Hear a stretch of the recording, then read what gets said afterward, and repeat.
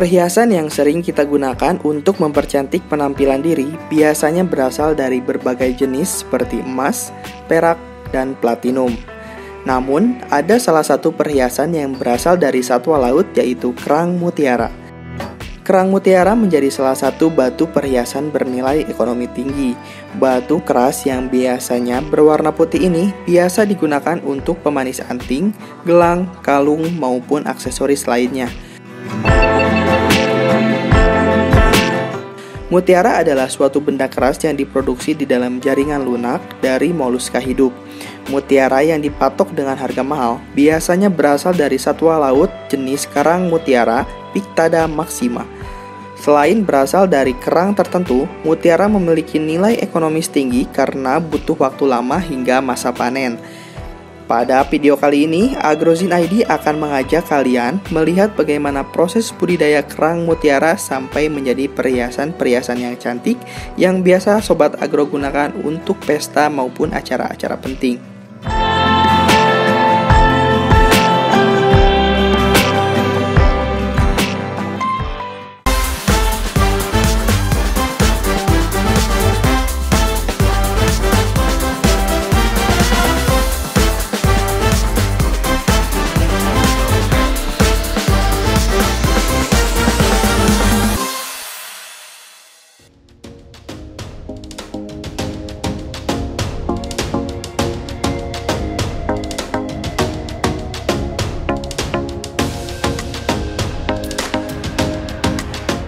Kerang mutiara merupakan salah satu biota laut yang hampir semua bagian dari tubuhnya mempunyai nilai jual, baik mutiara, cangkang, daging, organisme kerang itu sendiri, baik benih maupun induknya. Hewan laut ini bertubuh lunak, tidak bertulang belakang, dan dilindungi oleh dua belah keping cangkang yang tidak simetris, tebal, dan sangat keras. Bentuk luar kerang memiliki tampak seperti batu karang yang tidak memiliki tanda-tanda kehidupan. Fase budidaya mutiara alami pertama kali membutuhkan waktu hingga 4-6 tahun. Proses panjang inilah yang membuat dibutuhkannya teknologi dan campur tangan manusia dalam membudidayakan kerang mutiara agar upaya untuk lebih mengefisienkan waktu dan juga hasil mutiara yang indah. Kegiatan budidaya kerang mutiara memiliki 3 komponen utama yang harus diperhatikan, yaitu pemijahan induk, perawatan larva, pembesaran anak, dan produksi mutiara. Yang pertama, pemilihan induk kerang berkualitas. Budidaya kerang mutiara diawali dari penyediaan induk. Induk bisa didapatkan dari alam atau dari tempat pembenihan. Meskipun kualitasnya akan lebih bagus jika diambil dari habitatnya langsung, yaitu di lautan lepas. Akan tetapi, induk harus diaklimatasi terlebih dahulu untuk dapat menyesuaikan diri dengan lingkungan barunya. Proses ini disebut pula dengan proses adaptasi. Hal tersebut penting dilakukan mengingat habitat asli kerang mutiara adalah di laut yang lebih dalam, maka penyesuaian pun perlu dilakukan. Yang kedua, proses penanaman induk kerang. Biasanya spesies indukan kerang berasal dari 2 kerang yang berbeda. Contohnya kerang Pictui Amerika dan kerang papan cuci. Yang ketiga, proses reproduksi kerang mutiara. Nah, saat proses reproduksi berlangsung, kerang-kerang tersebut akan mengeluarkan lendir. Bayi-bayi kerang akan hadir di hatchery atau tempat penetesan. Selanjutnya, kerang tersebut dapat Anda kembangbiakan pada tangki peternakan mutiara.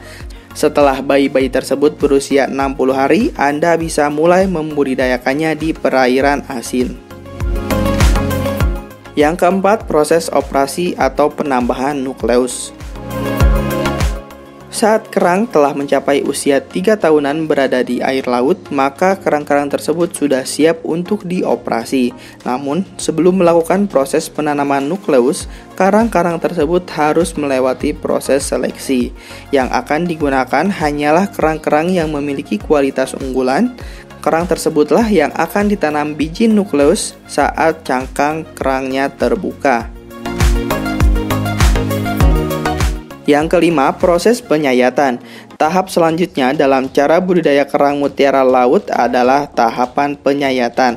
Sayatan tersebut dibuat pada tubuh kerang mutiara. Selanjutnya, nukleus dan potongan kecil mantel harusnya dikorbankan untuk melanjutkan penanaman nukleus. Tujuan dari tindakan ini adalah untuk merangsang produksi nekre.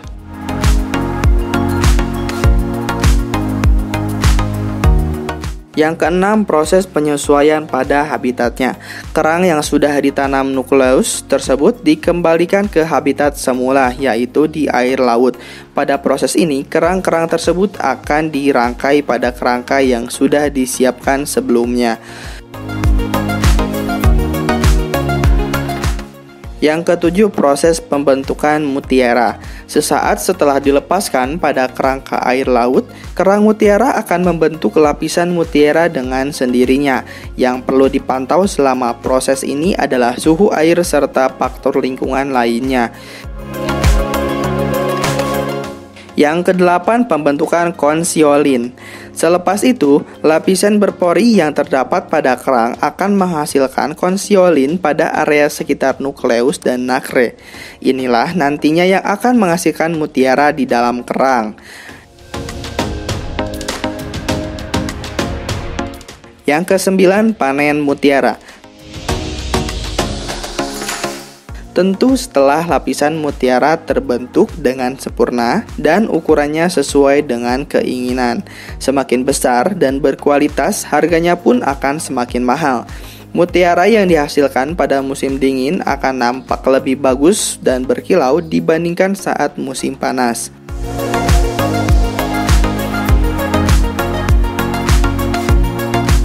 Yang ke-10 adalah proses pengambilan mutiara. Nah, cara pengambilan mutiara dari dalam tubuh kerang adalah dengan cara memotong daging kerang tersebut. Proses ini harus dilakukan dengan sangat hati-hati sehingga kerang tidak sampai mati. Sangat penting untuk menjaga kerang tetap hidup, karena mereka masih bisa menghasilkan mutiara-mutiara yang berkualitas. Budidaya kerang mutiara sebenarnya cukup mudah untuk dilakukan, namun memerlukan keahlian dan ketelitian yang sangat tinggi. Mutiara yang dihasilkan oleh kerang memiliki nilai jual yang sangat tinggi dan tingkat permintaannya selalu tinggi, sehingga budidaya kerang mutiara dapat menjadi bisnis sektor perairan yang memberikan keuntungan besar bagi pelakunya. Nah, itu dia Sobat Agro informasi seputar budidaya kerang mutiara. Semoga informasi ini bisa menjadi inspirasi budidaya yang menjanjikan untuk dijalankan. Jangan lupa untuk terus dukung channel ini dengan cara like, comment, and subscribe. See you next time.